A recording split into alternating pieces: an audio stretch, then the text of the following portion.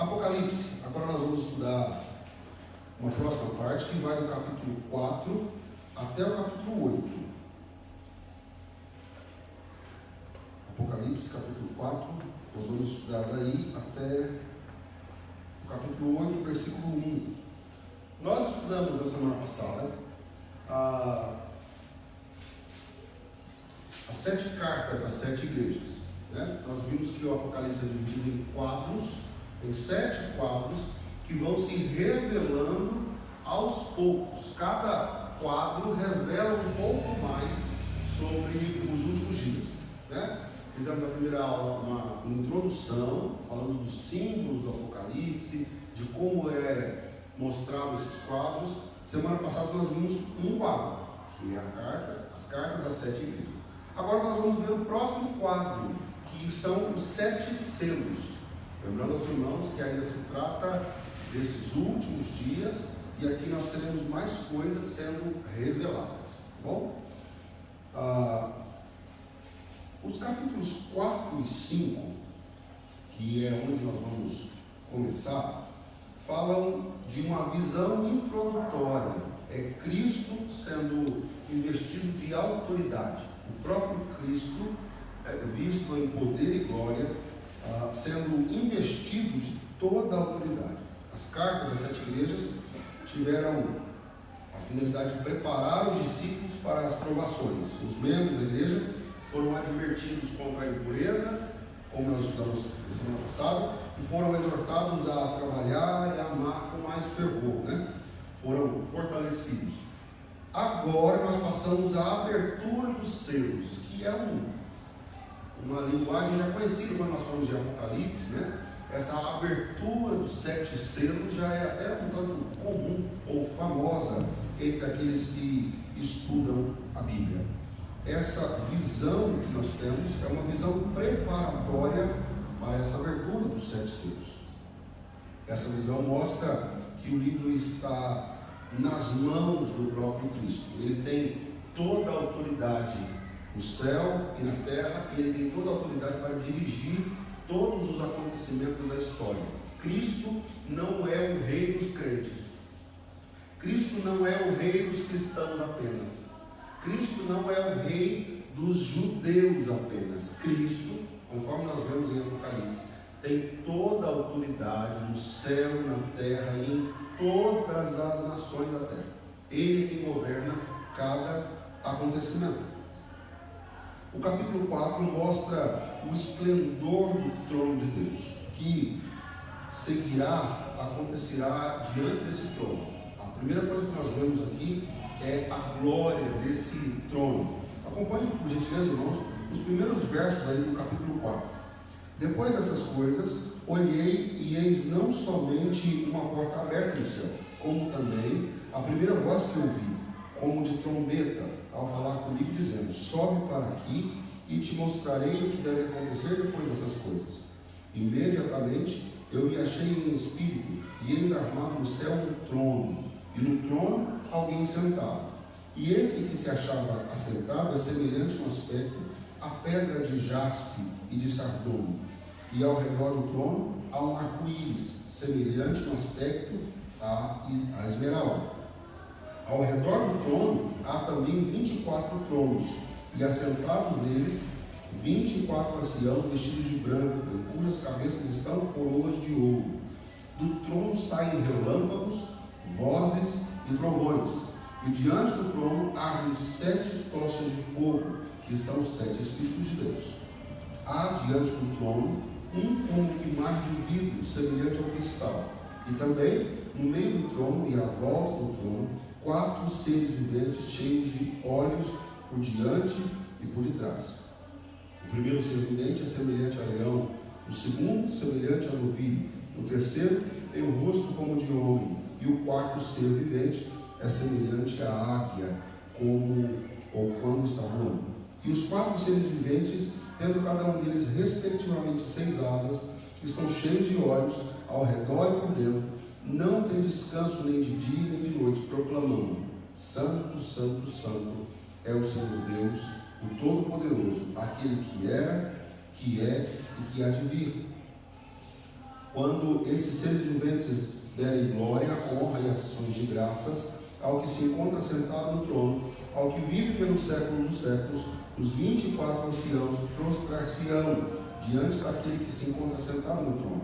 Adorarão o que vive pelos séculos dos séculos e depositarão as suas coroas diante do trono, proclamando: Tu és digno, Senhor e Deus nosso, de receber a glória, a honra e o poder, porque todas as coisas tu criaste, sim, por causa da tua vontade, vieram a existir e foram criadas.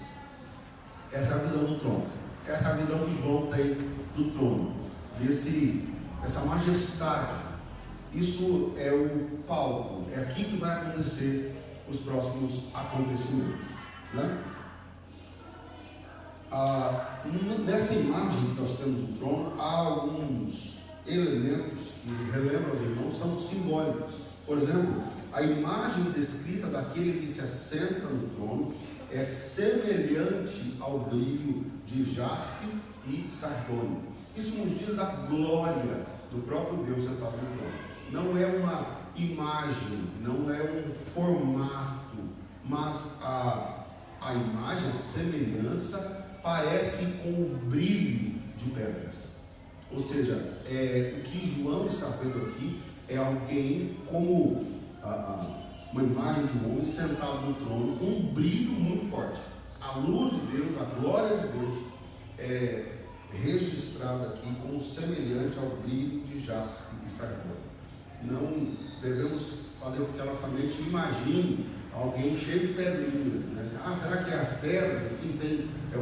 Não, o brilho é semelhante ao brilho de jaspe e sardônio. O centro dessa visão era um livro que João viu na mão daquele que estava sentado no trono. Aquele que estava sentado no trono tinha um livro na mão. E esse é o centro dos acontecimentos desse quadro. Para a tristeza de João, não foi achado ninguém que fosse capaz de abrir o livro. O homem, o ser que estava sentado no trono, tinha um livro na mão, e ninguém era capaz de tomar o livro e abri-lo. E João se entristece com isso. Nos versos 1 até o verso 4, nós vemos isso. No verso 4 diz: E eu chorava muito, porque ninguém foi achado digno de abrir o livro, nem mesmo de olhar para ele. João se entristecendo por isso. Então ele ouve uma voz consoladora. No verso 5, todavia, um dos anciãos me disse: Não chores, eis que o leão da tribo de Judá, a raiz de Davi, venceu para abrir o livro e os seus 7 selos. É João tendo a notícia de que não precisa chorar. O próprio Cristo venceu o inferno e a morte, e ele tem toda a autoridade para abrir o livro, ou seja, para dirigir todos os acontecimentos da história. E o que se segue do verso 6 até o verso 10 é um louvor a esse cordeiro. Música no céu, meus irmãos, como eu já disse, é toda hora. Ao verem a glória de Cristo, ao falarem de Cristo, anjos e quem está perto já começa a adorar, já começa a cantar, já começa a render louvores a Deus. A música no céu, como nós veremos também nos próximos capítulos aí, é algo maravilhoso, é algo estrondoso. Não é um pequeno coral cantando, é uma verdadeira multidão de milhares e milhares e milhares de vozes cantando a Cristo. Essa é, sem dúvida, uma das visões mais belas desse livro. Cristo revestido de toda a autoridade e os santos louvando. Isso aqui é talvez um dos pontos mais brilhantes do livro. Então, o Redentor pega o livro das mãos daquele que estava sentado no trono, por ter vencido, né, o pecado e a morte. Ele é então investido com toda a autoridade de rei, Cristo Jesus. Aqui é reconhecido o seu direito de dirigir os acontecimentos das eras futuras. Após pegar o livro, a multidão se prostra e adora. Quando Cristo pega o livro da mão daquele que estava sentado no trono, toda a multidão se prostra e adora. No capítulo 4, como nós lemos, nós temos o louvor ao Criador. No capítulo 4, o coral, eu vou traduzir em outras palavras. No capítulo 4, nós vemos a imagem do trono e Deus sentado no trono. E o louvor dos anjos é ao Criador, o próprio Pai. O louvor de todos aqueles são dirigidos ao Criador. No capítulo 5, o Filho entra em cena, pega o livro e tem agora toda a autoridade sobre todas as coisas. E o louvor, ou seja, o coral, vai cantar em louvor ao Redentor, a Cristo. Essa é a música do capítulo 5. E ao final dessa maravilhosa sinfonia, se ouve um estrondoroso amém. Olha, você vê no verso 14 do capítulo 5. E os 4 seres viventes respondiam: amém. Também os anciãos prostraram-se e adoraram. Nos versos anteriores, aí do capítulo 5, você poderá ver o que se cantou ao Redentor. Um verdadeiro coral de milhares de vozes cantando em louvor ao Criador. Nós vamos, portanto, agora passar à abertura dos selos. Aqui começa a abertura dos selos. E nós vamos falar primeiro da abertura dos 6 primeiros selos. Eu vou explicar isso no final. Por que nós vamos falar de 6? O 7 nós vamos deixar para o final da nossa aula. Os 6 primeiros selos. Os capítulos que nós temos agora apresentarão quadros de sofrimento da igreja, de juízo divino sobre os inimigos da igreja e o triunfo de Cristo. Vou repetir para você entender. Os selos que nós vamos abrir vão revelar os sofrimentos da igreja aqui na terra, o juízo de Deus sobre os inimigos da igreja e o triunfo de Cristo. Ok? Os eventos registrados não devem ser por nós procurados na história. Será que isso aí foi a Segunda Guerra Mundial? Será que isso que o anjo derramou, será que foi esse dia lá na história? Não.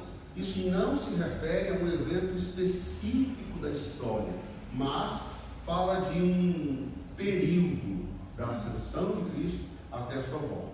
Do ano 1, lá, quando Cristo é assunto aos céus, até agora, esses acontecimentos estão essas coisas estão acontecendo na história. Bom, primeiro selo está aí no capítulo 6, que é a imagem do cavalo branco e do seu cavaleiro. Este selo, alguns pensam que o cavaleiro é o próprio Cristo. Algumas pessoas pensam que esse cavaleiro, um cavalo branco, que é anunciado nos primeiros versículos do capítulo 6, é o próprio Cristo. Essa interpretação não é muito aceita pelos teólogos, porque Cristo aqui aparece abrindo os selos e não executando o que está acontecendo na terra, né? Então, esse é um cavaleiro, o seu cavalo branco. O primeiro cavaleiro representa aqui os períodos de paz, realizada pela providência divina. Então, quais períodos de paz? Todos os períodos de paz que tivemos da ascensão de Cristo até agora e até a vinda de Cristo. Esses períodos de paz são realizados por esse cavaleiro, um cavalo branco. Esses períodos se repetiram várias vezes durante a história. Esse primeiro selo, então, diz que na história nós teremos muitos períodos de paz. Esse é o primeiro selo. Segundo selo, nós temos o cavalo vermelho. Algum irmão lê, por favor, aí, verso 3 e 4. Segundo selo. Quando o cordeiro abriu o segundo selo, ouvi o segundo ser vivente dizer: venha. Então saiu outro cavalo, e este era vermelho. Seu cavaleiro recebeu poder para tirar a paz da terra e fazer que os homens se matassem uns aos outros. E lhe foi dado uma grande espada.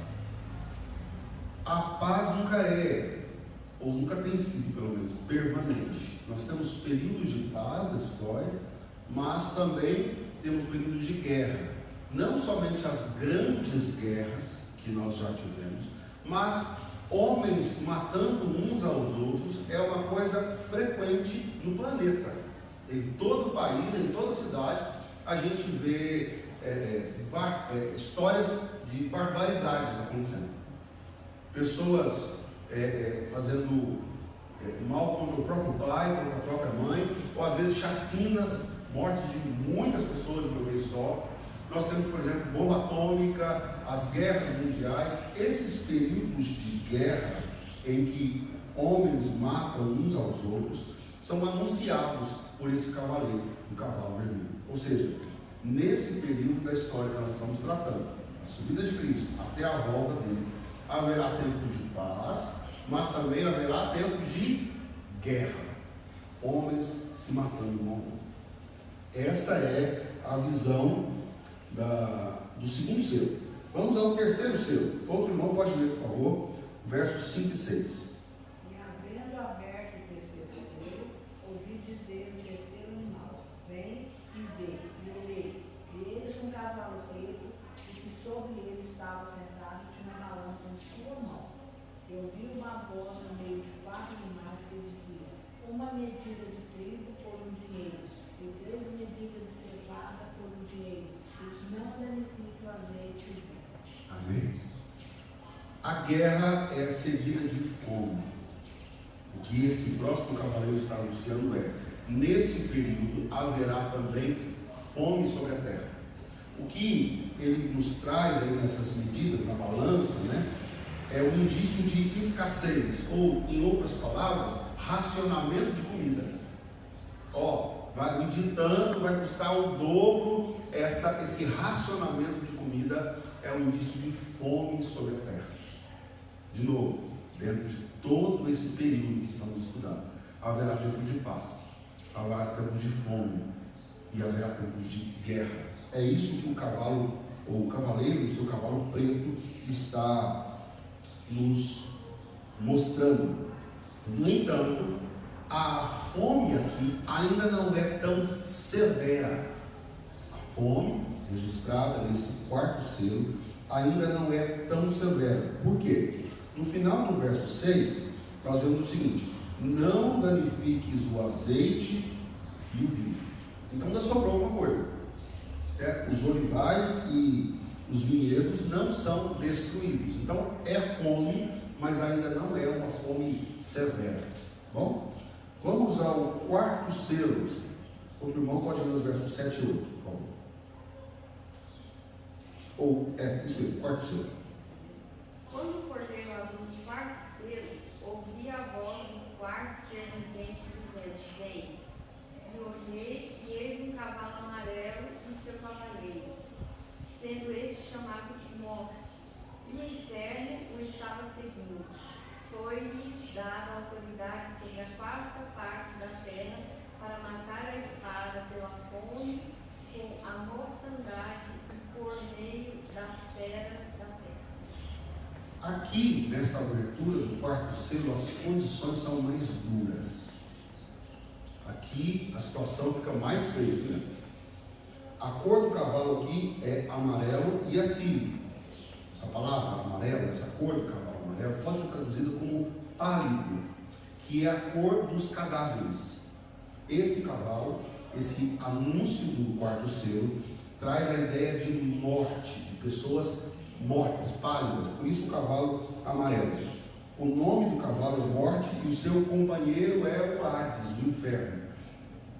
Lembre-se da linguagem simbólica, não é que há um companheiro, uma pessoa andando atrás do cavalo, mas o inferno, ou seja, esse símbolo acompanha as mortes que estão acontecendo nesse período. Tá bom?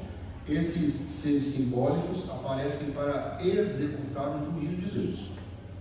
Usam para isso instrumentos já conhecidos como espada, fome, pestes e feras. Porém, como nós vemos no texto, como nós ouvimos no texto, essa assolação tem um limite.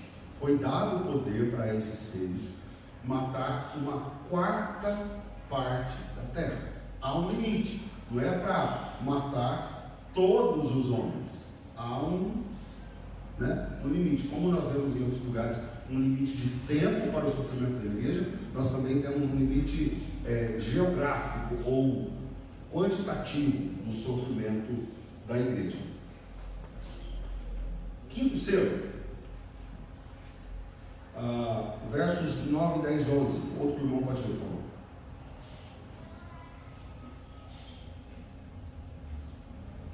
Quando ele abriu o quinto selo, vi debaixo do altar os almas daqueles que tinham sido mortos por causa da palavra de Deus, por causa do testemunho que sustentaram. Clamaram em grande voz, dizendo: até quando, ó soberano Senhor, santo e verdadeiro, não julgas, nem vingas o nosso sangue, os que habitam sobre a terra? Então, a cada um deles foi dada uma vestidura branca, e lhes disseram que repousasse ainda por pouco tempo, até que também se completasse o número de seus conservos, e seus irmãos que iriam ser mortos, como igualmente O cenário agora muda. Os 4 primeiros selos estavam anunciando os acontecimentos na terra. Bom, primeiro selo, segundo, terceiro, quarto, dizendo que as coisas aqui se tornariam muito difíceis com o passar do tempo. O quinto selo muda o cenário. Agora nós, igual filme, né? Cortou aqui e a gente volta lá para o céu. A imagem agora está no céu. A visão que o apóstolo João está nos tratando, trata da perseguição da igreja. O propósito aqui é confortar a igreja. Nós estamos, a igreja sofrendo aqui, e as almas daqueles que morreram, que estão hoje no céu, estão dizendo: Senhor, até quando? Até quando o Senhor não vai vingar? Até quando não vai colocar um ponto final nisso? Né? E o texto nos diz que eles ainda deviam aguardar até que se completassem o número dos seus conservos, ou seja, até que se completassem todas as almas daqueles que deveriam morrer por Cristo, ou que devem morrer por Cristo. Essas almas dos mártires que selaram o seu testemunho com sangue são apresentadas estando debaixo do altar, porque os antigos sacrifícios com sangue, né, do povo judeu, o sangue que simbolizava a vida era derramado ao pé do altar. Então o sangue lá no Antigo Testamento era derramado ao pé do altar. Aqui o sangue das almas dos mártires que morreram por Cristo estão sendo descritos como estando debaixo do altar. De novo, uma linguagem simbólica daqueles que morreram defendendo a sua fé em Cristo Jesus. E eles clamam por vingança. Esse clamor aqui por vingança é, mais uma vez, algo simbólico. As almas dos mártires clamando a Deus por vingança é algo simbólico, como era, por exemplo, o sangue de Abel clamando a Deus. Lembra do Gênesis que Deus diz: ó, o sangue do teu irmão está clamando a mim da terra. Esse clamor aqui também não significa uma voz audível dizendo as palavras, mas é um símbolo dizendo que o Senhor sabia do sofrimento e que essas almas esperavam a final vingança do Senhor sobre os inimigos da igreja. E nós vemos que mais provações aguardam a igreja. Ainda há pessoas que devem morrer pelo Evangelho. A igreja ainda sofrerá pelo Evangelho. Nós, às vezes, lendo o livro de Apocalipse, a gente pensa: não, será que a igreja vai passar por isso? Não, nós estamos passando. A igreja já está passando por isso. O que nós, às vezes, não entendemos é que nós não estamos passando tanto por isso. A igreja em Pameri não está sendo levada para ser degolada, não está sendo lançada nas prisões. Mas aqui, pela graça e providência de Deus, nós estamos vivendo tempos de paz, mas isso não é em todo lugar. Nós estudamos aqui esses dias para trás sobre como vivem os cristãos em outros países, cristãos sendo mortos diariamente. Então, adolescentes sendo violentadas, pastores sendo decapitados. Então, esse sofrimento dos mártires, esse sofrimento da igreja, às vezes a gente pensa: não, isso aqui vai ser um tempo futuro, que nós não vamos ver a igreja sofrer. A igreja está sofrendo. A igreja está sendo perseguida em muitos lugares no mundo. Aqui no Brasil é um lugar que nós ainda gozamos de um pouco de paz, apesar de não ser em todos os lugares do Brasil, né? Mas nós vemos, por exemplo, igrejas sendo incendiadas em Cuba, na Argentina, irmãos sendo mortos em vários outros países, né? Então, esse sofrimento que os selos estão nos mostrando estão acontecendo, são visíveis em várias partes da terra e também em vários momentos da história. A igreja sofreu duras perseguições. Vamos. Então, só um parênteses nesse tempo de paz. Essa paz é provocada por nós mesmos, pelo fato de que, se a gente se levantar como igreja mesmo, nós vamos sofrer perseguição. Então, se vivemos essa falsa paz que vivemos hoje, é porque nós não temos poder de influenciar a nação, nós não temos poder de mudar as coisas, de ir contra aquilo que a Bíblia é contra, e por isso nós temos paz. Exatamente. Nós muitas vezes, como cristãos, somos omissos. A gente não quer caçar a briga com ninguém. É a gente começar a falar o que nós cremos de verdade, nós vamos procurar muita briga.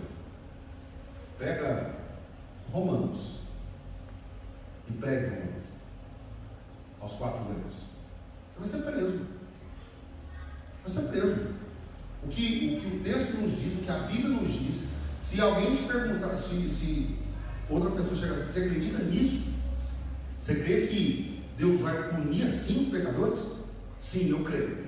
É isso mesmo. A Bíblia está falando a verdade. Você vai ser lançado para uma prisão. Por ser homofóbico, por ser preconceituoso, porque nós cremos uma verdade absoluta. Nós vivemos em uma sociedade que diz que não existe uma verdade absoluta. Cada um tem a sua verdade. Começa a pregar que sim, existe uma verdade. Existe céu, existe inferno. Senão, se você não crer em Cristo Jesus, unicamente, você vai ser lançado no inferno. Você acha que é só uma mensagem que vai ser bem recebida? Claro que não. O que nós vemos dessa paz que nós estamos vivendo aqui no Brasil é que o Brasil ainda tem uma tolerância religiosa. Então nós temos numa mesma cidade como Palmeirinho diversas religiões, que uma tenta não chegar muito perto da outra. Então a gente não fala mal do outro lá, eles também não falam mal da gente aqui, a gente meio que vai tolerando um ao outro e vai caminhando. Em países, em muitos países da Ásia e da África, essa tolerância não existe, né? Então tem que ter uma religião só, por exemplo, os muçulmanos são intolerantes, tem que ser essa aqui, a oração tem que ser essa, o livro tem que ser esse, se você for qualquer outra coisa, você tem que morrer. Então não há essa tolerância, né? Claro. Uns meses atrás, o pastor Elival mandou uma mensagem para a gente orar com os irmãos que estão em missão na Sibéria. O filho de um irmão de 11 anos foi preso, porque ele estava com a placa, justamente aí com os irmãos pregando Jesus Cristo para as pessoas que passavam. E aí lá ele foi preso, aí eu fiquei impressionado, de 11 anos foi preso. É isso. A igreja está sendo perseguida. Tem um livro, depois se algum irmão quiser, eu posso até emprestar. Tem um missionário conhecido nosso, que não tem o nome revelado assim, justamente por questões de segurança. Ele servia ao Senhor no Iraque. E o trabalho que ele fazia no Iraque era de distribuir Bíblias de maneira clandestina. Então ele saía na madrugada, deixava as Bíblias na porta de casa, no carro cheio de Bíblia, passava na madrugada, entregava as Bíblias e ia embora. E de cidade em cidade fazendo isso, ele e um companheiro. Descobriram essa ação. E numa época em que ele estava se preparando para vir para o Brasil, ele foi preso. A mulher veio embora, não sei se um filho ou 2, e ele foi preso. Mas não era uma prisão oficial. Não é que ele foi para a delegacia. Ele sumiu. Sumiram. A mulher desesperada, os pastores aqui no Brasil, todo mundo orando por ele. Cadê ele? Cadê o homem?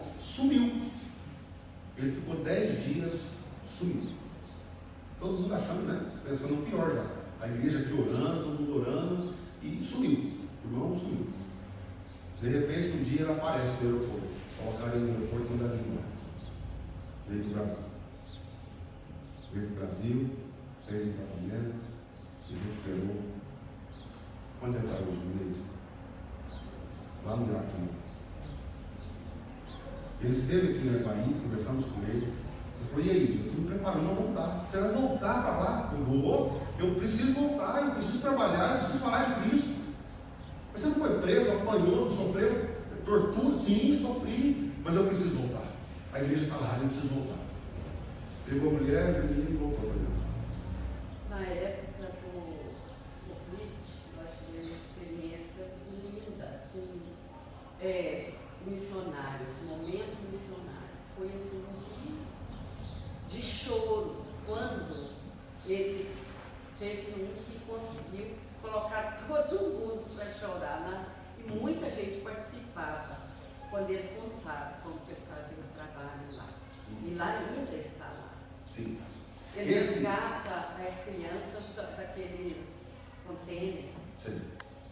Mas quando ele conta e como é que eles servem a Deus, como que são os cultos, gente, parece que não acredita, fica com vergonha. A gente fica com vergonha, né? Como diz o Geis, a cara da gente ora. Ora, exatamente. Esse irmão, finalizando esse negócio, um dia ele pediu orações para a gente, porque ele foi jogador profissional de futebol. Então, a maneira como ele evangeliza lá é dando aula de futebol. Ele vai dando aula de futebol para os meninos e no momento que ele tem ali, né, vai pregando. Como ele é um jogador profissional, conhece muito bem as regras, um torneio de futebol lá chamou ele para apitar o jogo. De um lado era o Talibã, do outro lado era uma outra facção lá, rival, os dois, né, rivais, e ele cristão no meio, então, no jogo. Eu falei, gente, ora por mim, que aqui se riscar uma faísca, pega fogo. Né? Ele no meio apitando o jogo, de um lado os times rivais, assim, e ele apitando o jogo e servindo a Deus ali naquele lugar. Né? Então, muitos dos nossos irmãos estão se entregando a essa causa, estão passíveis de serem presos e mortos a todo momento. Agora, nesse exato momento, muitos dos nossos irmãos podem estar sendo mortos em outros lugares. É isso que está tratando a abertura dos selos. Terá fome, terá paz, mas terá guerra e terá morte em muitos lugares, em diversos períodos da história. Sexto selo. O sexto selo, a partir do verso 12. Vi quando o cordeiro abriu o sexto selo, sobreveio grande terremoto. O sol se tornou negro como um saco de crina, a lua toda como sangue. As estrelas do céu caíram pela terra como figueira, quando abalada por vento forte, deixa cair os seus figos verdes. E o céu recolheu-se como um pergaminho quando se enrola. Então, todos os montes e ilhas foram movidos do seu lugar. Os reis da terra, os grandes, os comandantes, os ricos, os poderosos, e todo escravo e todo livre se esconderam nas cavernas e nos penhascos dos montes. E disseram aos montes e aos rochedos: caí sobre nós e escondei-nos da face daquele que se assenta no trono e da ira do cordeiro, porque chegou o grande dia da ira deles. E quem é que pode suster-se? Essa é uma visão apavorante. E é difícil dizer a significação exata do que nós estamos vendo aqui. Esses terremotos, o sol e a lua se escurecem, o recolhimento do céu e o movimento das montanhas é algo difícil de dizer com certeza. Se haverá um evento cósmico, ou seja, estou falando dos próprios astros serem abalados e sofrerem alguma uma coisa, né? Ou se são representações de uma revolução político-social, alguma coisa no mundo que aconteceu que vai simbolizar essa catástrofe cósmica, né? Ou seja, Traduzindo em outras palavras, nós não podemos dizer com certeza se é mesmo o sol que vai escurecer, a lua e o céu se recolher de alguma maneira cósmica, ou um caos político social na Terra. Se aqui no mundo as coisas vão se tornar um verdadeiro caos. Mas é descrito aqui no texto que todas as classes sociais serão assombradas por esse terror. Reis, os grandes, os poderosos, os escravos, os livres, todos estão com medo de duas coisas: de Deus, é o que está aí no verso 16, ou melhor, verso 16: cair sobre nós e escondei-nos da face daquele que se assenta no trono e da ira do cordeiro. Percebam a diferença entre esse cordeiro e o que nós vemos nos evangelhos. Ali nós vemos um cordeiro mudo, sendo morto calado, sofrendo, sendo humilhado. Aqui em Apocalipse nós temos de novo a palavra cordeiro, mas acompanhada de uma outra palavra: a ira do cordeiro. Aqui nós vemos Cristo não mais como o Cristo apresentado nos evangelhos. Ele ainda é amor, ele ainda é o mesmo Deus, mas aqui ele vem com justiça. E todas as pessoas da terra que não servem a Cristo, que não creem em Cristo, tentam fugir da presença de Deus e do seu Filho. Bom, esses foram os 6 selos. Agora no verso 7, ou no capítulo 7, nós veremos a imagem dos selados e dos salvos. Capítulo 7. Todo esse capítulo vai tratar disso. Os sinais do 6º selo nos preparam para o fim dessa era, da volta de Cristo. Para que você entenda, do primeiro selo até agora, o 6º, o mundo está acabando. Tipo assim, Jesus vai voltar agora. Agora é o fim das coisas. Até o 6º selo. Tudo, o mundo, sendo destruído praticamente. Quando vai abrir o 7º selo, tem uma pausa. Ele não abre o 7º selo. Vocês perceberam? Abriu 1, 2, 3, 4, 5, 6. Quando foi para abrir o 7, parou. Peraí. Deixa eu mostrar para vocês uma outra coisa antes de abrir o 7º selo, que é essa visão. É um contraste de terror e glória. No selo anterior, nós vemos todas as pessoas fugindo da ira de Deus, assombrados. Agora no 7, nós vamos ver uma outra imagem, um contraste bem diferente. E o propósito aqui é tranquilizar a igreja. É tranquilizar a igreja do que nós acabamos de ler. Nós vemos aqui que as pessoas fugindo da face de Deus, enfiando em cavernas, buscando a própria morte, e a gente pensa, e nós? E a igreja? Mas nós vamos estar fugindo, escondendo, e aí? O capítulo 7 vem dizer o seguinte: calma, que vocês têm outro destino, 4 anjos nos 4 cantos da terra, segurando os 4 ventos. É assim que a imagem ou que a visão começa. Traz a ideia aqui de um juízo universal. Não é um juízo como nos primeiros selos, sobre a 4ª parte da terra ou um pedaço. Não, mas agora nós temos 4 anjos nos 4 cantos da terra, segurando os 4 ventos. É uma ideia de juízo no planeta inteiro. Todavia, nessa destruição, essa destruição não virá sobre o povo de Deus que se encontra selado. Esses selos que separarão o povo de Deus nos fazem lembrar da saída do povo do Egito. Quando o povo estava saindo do Egito, como que o anjo da morte, o anjo destruidor, sabia quem que ele ia matar e quem que ele não ia matar. O sangue nos umbrais. Ele passava sobre essa casa. Tem o sangue do cordeiro? Não, aqui não. Tem o sangue do cordeiro? Aqui também não. Quando não tinha, morria. Então, eram selados.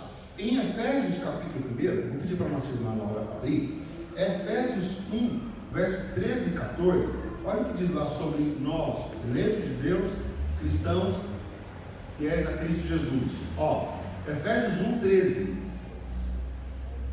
e 14. Em quem, Espírito Santo, em quem também vós, depois que ouvistes a palavra da verdade, o evangelho da vossa salvação, tendo nele também crido, fostes selados com o Santo Espírito da promessa, o qual é o penhor da nossa herança, até ao resgate da sua propriedade, em louvor da sua glória.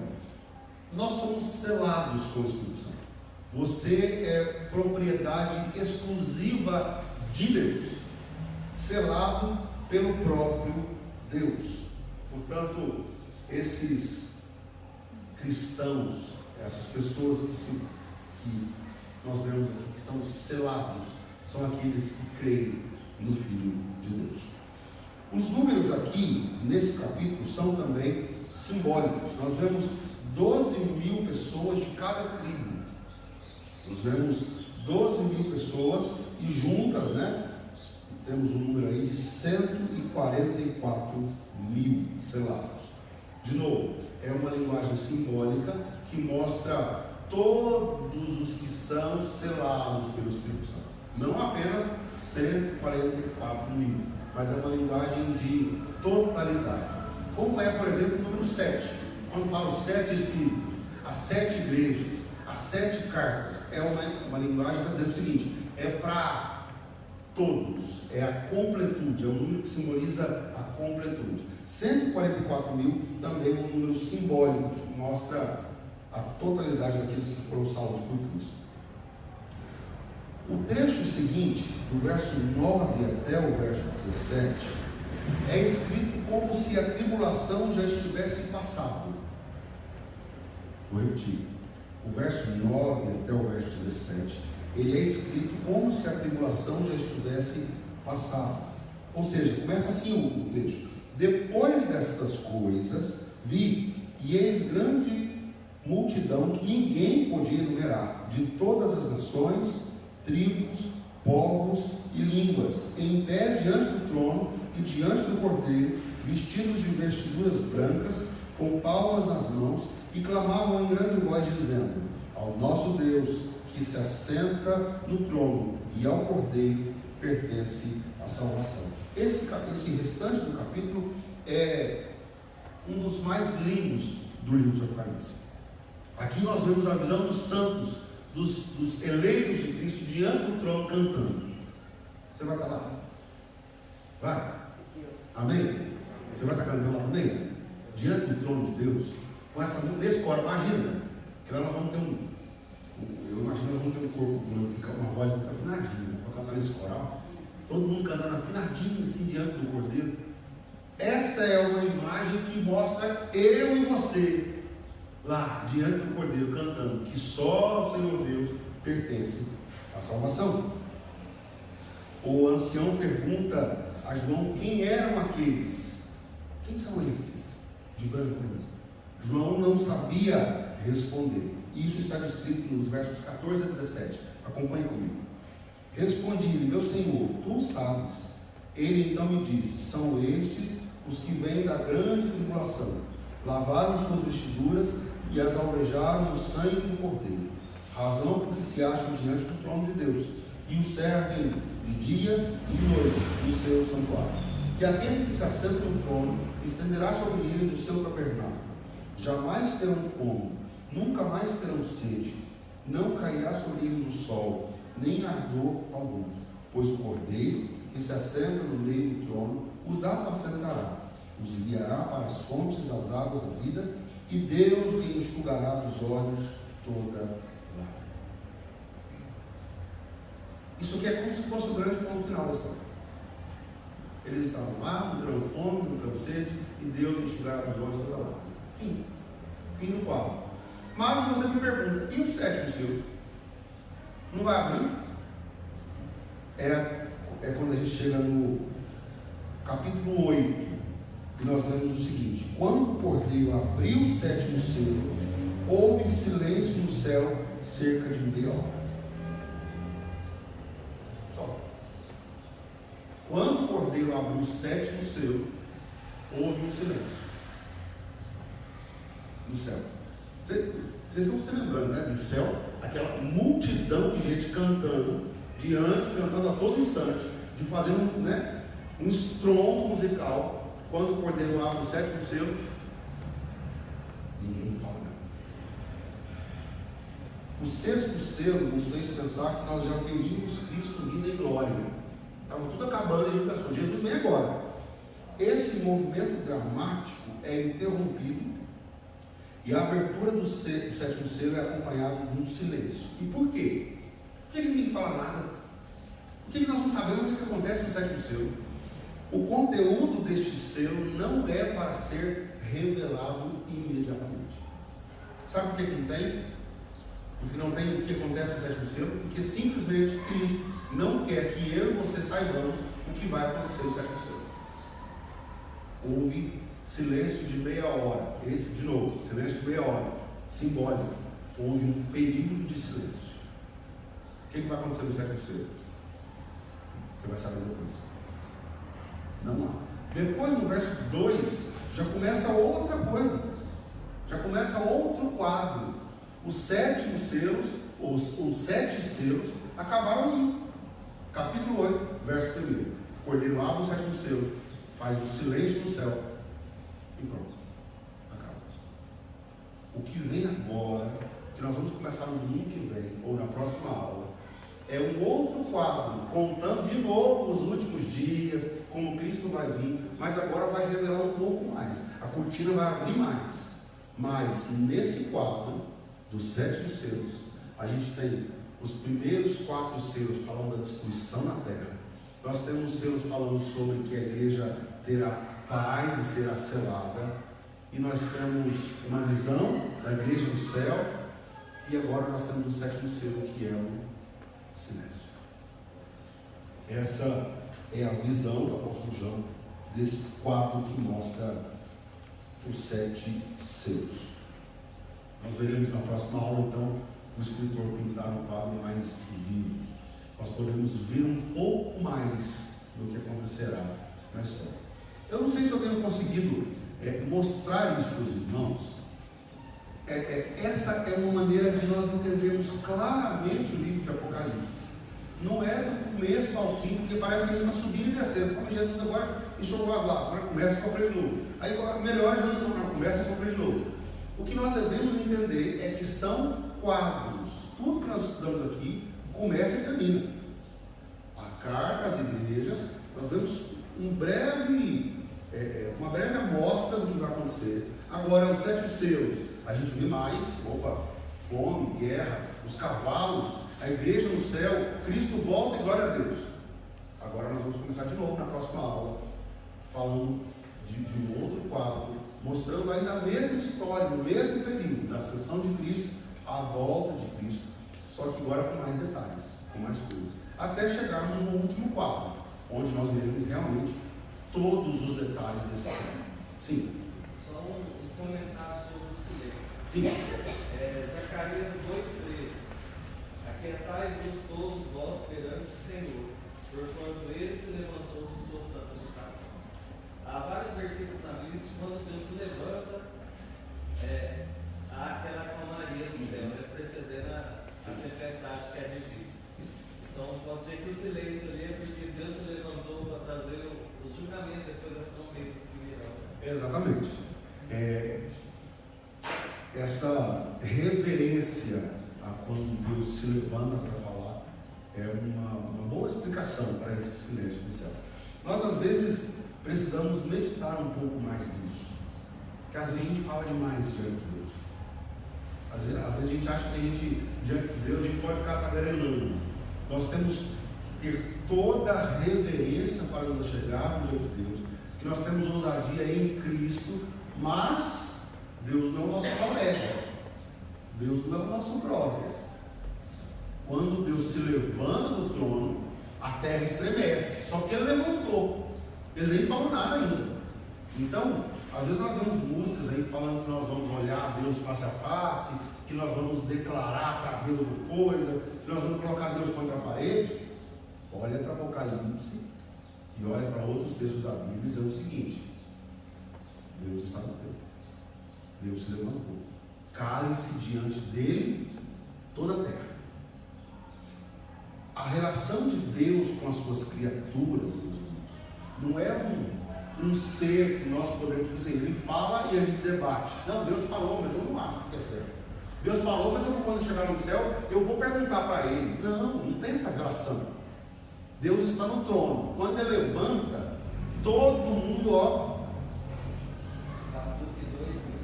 Abacuque 2:20. Todo mundo se cala. Cale-se diante dele toda a terra. Essa é a nossa relação com o Criador. Claro que esse mesmo Criador, pintado aqui por mim agora de maneira mais assombrosa, de que ele levanta e acabou, ninguém dá um pio, é o mesmo Deus que te ama incondicionalmente.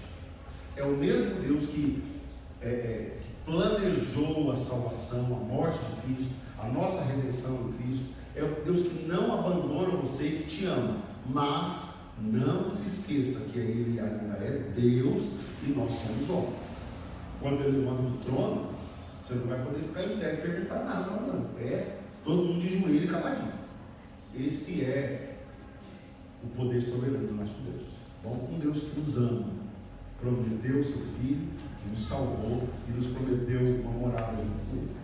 Bom, mais alguma colocação, meus queridos? Eu estava pensando aqui que nesses tempos nossos, a gente tem dificuldade de ver essa soberania, essa questão de trono, essa questão de ver, de subir, de se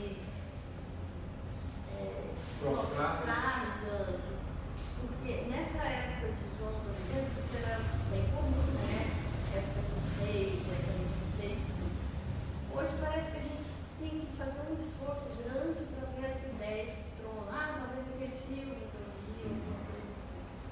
Então, o cristão tem que, na Bíblia, ele vai conseguir sentir essa soberania. Porque no mundo a gente acha tudo tão democrático, né? Não tem essa devoção, esse respeito do rei. Não faz parte da nossa cultura. Não faz parte da nossa cultura. E esse esforço que nós devemos ter para entender a reverência diante de um rei é o mesmo esforço que nós temos que fazer para entender que a igreja está sofrendo agora.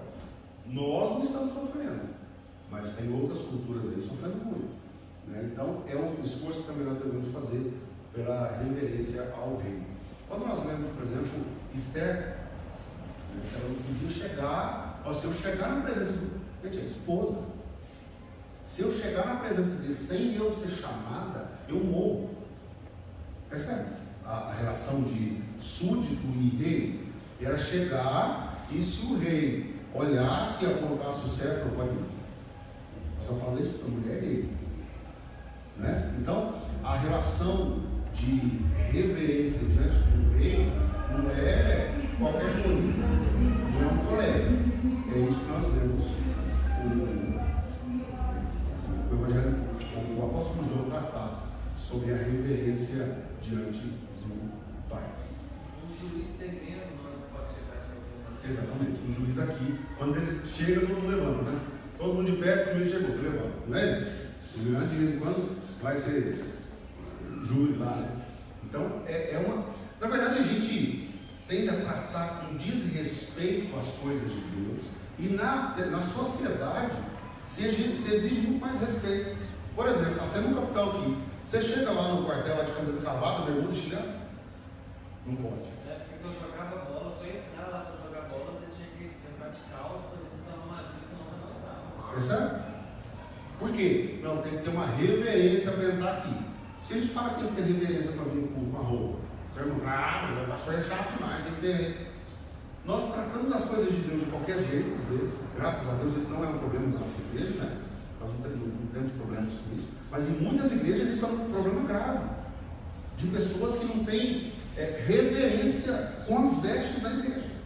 E no fórum você não leva de qualquer jeito. No quartel você não leva de qualquer jeito.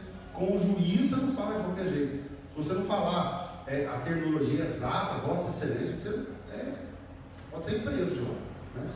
Então, nós vamos afinando esse nosso jeito de pensar nas coisas de Deus. Deus não é o nosso colega, Ele é o supremo Criador de todas as coisas. Amém? Vamos orar? Coloque-se em pé.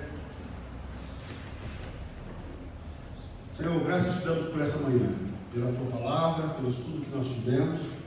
Peço ao Senhor que continue falando ao nosso coração, continue, Senhor, iluminando o nosso entendimento. Nós somos pequenos, somos falhos, carecemos, Senhor, da tua graça para entendermos os mistérios da tua palavra. Ilumine, Senhor, eu peço mais uma vez, o nosso entendimento, que possamos crescer em graça e em conhecimento e desfrutarmos, Senhor, do consolo que o livro de Apocalipse traz à sua igreja.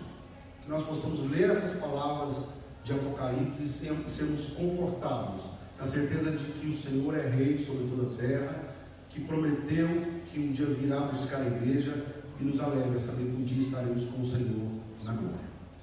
Pai, nós pedimos ao Senhor que nos leve de volta às nossas casas, nos dê, Senhor, um domingo abençoado com os nossos irmãos, com a nossa família, e que possamos logo mais à noite voltar aqui para continuar glorificando o Teu nome e o exaltando, porque o Senhor é o nosso Deus e nosso Rei. Nós oramos e te louvamos em nome de Jesus. Amém. Deus abençoe os irmãos.